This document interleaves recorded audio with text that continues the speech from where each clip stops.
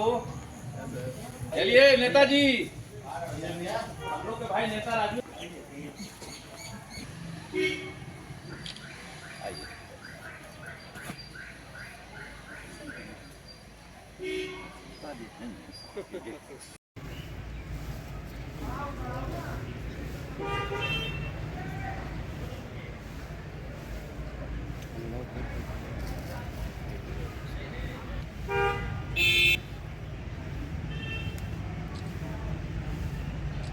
थोड़ा वेट कीजिएगा भैया।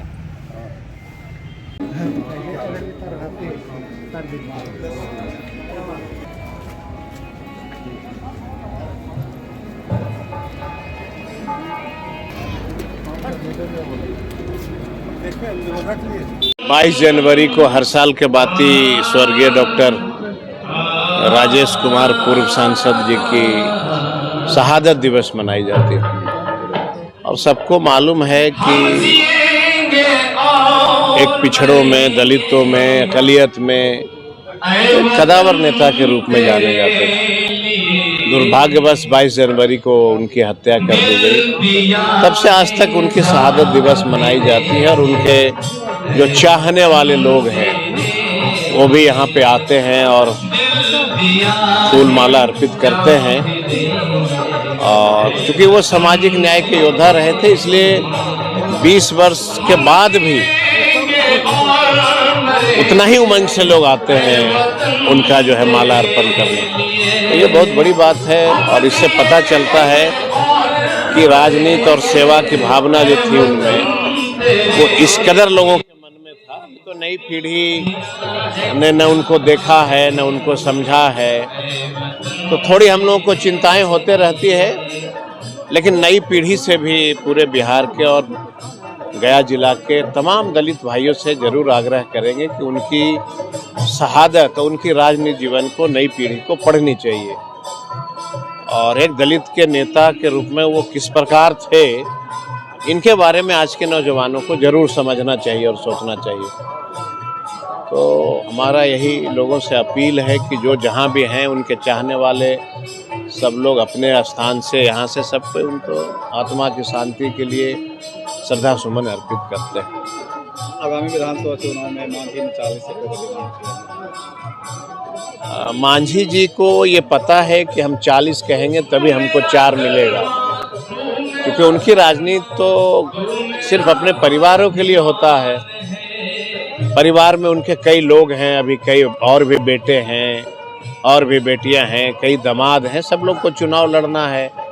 तो जाहिर सी बात है कि अगर 40 नहीं कहेंगे तो बाजार भी उनका नहीं लगेगा। लड़ना तो उनको 4 ही पे है, ये तय मानिए कि लड़ना उनको 4 पे, लेकिन बाजार तो गर्म करना पड़ेगा ना। बाजार गर्म नहीं करेंगे तो 4 कौन देगा? तो बाजार अपना गर्म करते रहते हैं, अपना अच्छी बात है। इन्होंने बोध गया का 2-3 बार विधायक बनने का भी काम किया। पार्लियामेंट सेक्रेटरी जो विधानसभा का था उसको सेक्रेटरी भी इन्होंने बना था कर्पूरी जी के थी में। और इन्होंने काफ़ी गरीबों के बीच में और क्षेत्र में जनता को एक एक नस को उन्होंने पकड़ चुका था। उनकी हर एक समस्या पर वे काफ़ी तत्पर रहते थे। और गया ही नहीं, ये मगध का पूरा एक एकलौता ऐसा व्यक्ति थे कि जो हर एक लोगों को दुख सुख में साथ होते थे। और आज भी उन्हीं का देन है कि उनके अनुयायी लोग उनके कदमों पर चल रहे हैं।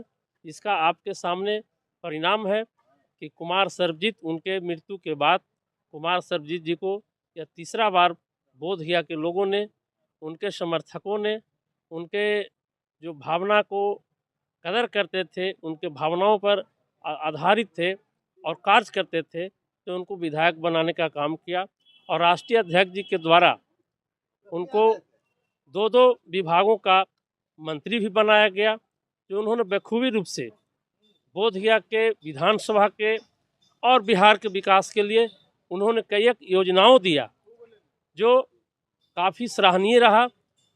और बोध गया विधानसभा में हम नहीं समझते हैं कि अब कोई ऐसी समस्या है, इनको जो समस्याएं थी उनको पूर्ण रूप से माननीय कुमार सर्वजित जी ने उतारने का काम किया सरजमीन पर। और उनके कदमों पर चलने का काम किया है। और मैं आशा करता हूं कि आगे भी इसी तरह से कार्य करते रहेंगे और ईश्वर से मैं प्रार्थना करता हूं कि उनकी उम्र लंबी हो, दीर्घायु हो। चरणों में श्रद्धा सुमन अर्पित करता हूं और साथ ही राजेश कुमार जी अगर सही मायने में कहा जाए तो लालू यादव के सच्चे अनुयायी थे और जो लालू जी 90 के दशक में गरीबों के लिए जो उत्थान का कार्य कर रहे थे उसमें महत्वपूर्ण भूमिका इनका था। मैंने देखा खुद एक बार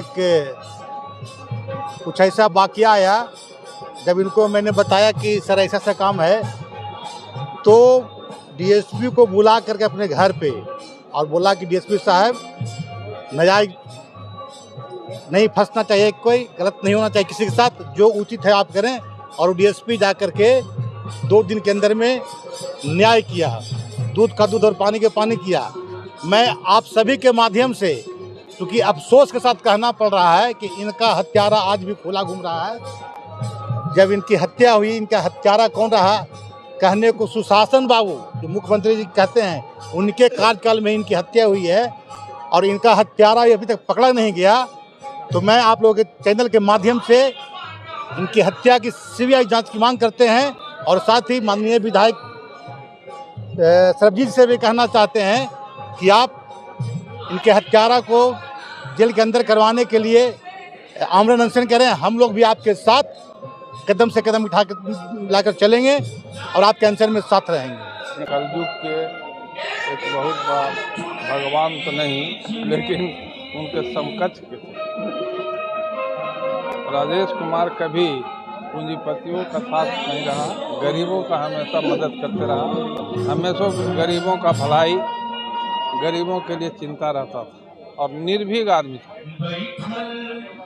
पढ़ा लिखा भी था, ऐसा नहीं कि अनपढ़ था और विद्वता की कमी था, लेकिन भगवान कहो या द्वेषपूर्ण इनको असमय जो हत्या हुआ उससे भारी क्षति है। गरीबों का, दलितों का, पिछड़ों का बहुत बड़ा सहारा था। उस दिन एमपी और एमएलए बने थे बोधगया के, जब एमपी और एमएलए के लोग पहचानता नहीं था, उसका पावर नहीं जानता था। कर्पूरी ठाकुर के शागिर्द रहे राजेश कुमार, इसलिए बहुत अच्छे आदमी थे। और इन्हीं के नाम पर सरबजीत तो आज वर्तमान में विधायक जरूर है, लेकिन जितने लोग आए हैं मैक्सिमम उनका नाम पर आए, चाहने वाले लोग, और उसी के चलते सरबजीत को भी लाल प्यार लोग आज तक देते आ रहे हैं। आज विश्व शहादत दिवस मनाया जा रहा है पूर्व सांसद स्वर्गीय डॉक्टर राजेश पासवान जी का, और हर एक वर्ष मनाया जाता है और हर एक वर्ष उनके चाहने वाले लाखों लाख की संख्या में, देखिए अभी जैसे सरघाटी में मनाया जा रहा है, आपको टेकारी में, मैंने लगभग जिला के कई जगह पर बनाते हैं लोग, और यहाँ पर हजारों हजार की संख्या में अभी बोधगया में उनके पुत्र के जी के आवास कुमार सरबजीत जी के आवास पर आते हैं और सभी जाति धर्म के लोग आकर के उनके चित्र पर, मूर्ति पर माला चढ़ा करके अपना श्रद्धा सुमन अर्पित करते हैं। ये जहाँ तक अपने गार्जियन, हम तो 2005 के पहले मिले हैं उनसे, एक सादगी भरे इंसान थे, भाईचारा और जाति धर्म में को एक जगह लाते थे, लाकर रखने वाले इंसान थे, और उन्हीं और विकास पुरुष थे। उन्हीं के रास्ते पर उनके पुत्र कुमार सरबजीत जो यहाँ के स्थानीय विधायक हैं और पूर्व मंत्री भी रह चुके हैं, कृषि मंत्री, उन्हीं के रास्ते पर चलते हुए बोधगया विधानसभा में विकास की गंगा बहा दिया है उन्होंने। जैसे कि आपको उदाहरण स्वरूप अभी जो टनकुपा के जो मायापुर गांव है, वहाँ 350 करोड़ का जो कृषि महाविद्यालय दिए। आपको सरघाट ये 12 विधानसभा में 150 कॉलेज का कृषि महाविद्यालय दिए। आप बोधगया क्षेत्र में आप कहीं भी घूम जाइए, हर गांव को रोड से जोड़ा है उन्होंने। तो एक जहां आज के परिवेश में जहां जाति धर्म की बात चल रहा है, वहां एक और जिस तरह से राजेश पासवान थे जो सभी जाति धर्म को एक जगह लाके खड़ा करते थे, उनके पुत्र भी कुमार सरबजीत एक जगह लाके खड़ा कर रहे हैं। और विधानसभा चुनाव है, इसमें एकदम युवा का, इस बार युवाओं का योगदान चढ़ बढ़ के रहेगा, क्योंकि जो कृषि महा की विश्व में पुण्यतिथि मनाने के लिए यहाँ पर उपस्थित हुए हैं एवं तमाम जो भी जनता जनार्दन आपको यहाँ दिख रहे हैं, वो उनका उनसे माननीय राजेश कुमार से, स्वर्गीय राजेश कुमार से लगाव था, एक प्यार था, जो यहाँ पर उजागर हो रहा है बोधगया की जनता में। उन्होंने हमेशा जब जब वो पद पर रहे और जब पद पर नहीं भी रहे तो जनता और प्रशासन के बीच में एक कोऑर्डिनेशन बना करके काम करने का काम किया, जिससे जनता को क्या चाहिए, विकास चाहिए। जो उनका काम पेंडिंग है वो काम पूर्ण होना चाहिए। इसलिए मैं कहना चाहता हूँ कि राजेश कुमार इकलौता ऐसा सांसद था कि जिसने बिहार को एक नया आयाम दिया, देश को नया आयाम दिया। दोबारा राजेश कुमार जैसा एमपी सांसद पैदा नहीं हो सकता, लेकिन सौभाग्य की बात है, कहा जाता है कि वीर पुरुष से वीर पुरुष ही पैदा होता है, और ये सबसे बड़ा अहम चीज़ रहा कि माननीय राजेश कुमार ने एक वीर पुरुष को जन्म दिया है, अपने पुत्र कुमार सर्वजीत को, जो उनके पद चिन्हों पर चलने का काम कर रहे हैं एवं उनके छोड़े हुए कार्यों को आगे बढ़ाने का काम कर रहे हैं। और धन्य है ऐसा पुत्र जिसने पिता के पद चिन्हों पर चलने का काम किया और उनके एक एक बताए गए रास्ते पर चल रहा है और एक एक काम को बोधगया की विकास की धारा को रुकने नहीं दिया और एक से एक बोधगया के विकास के मामले में आयाम पैदा करने का काम किया। धन्य है वहाँ पुरुष। मैं आपको दोबारा कहना चाहूँगा कि आप गए, आपने अपना एक यहाँ पर प्रतिनिधित्व छोड़ करके गया है और वो आपका दायित्व पूर्णतः वहन कर रहा है।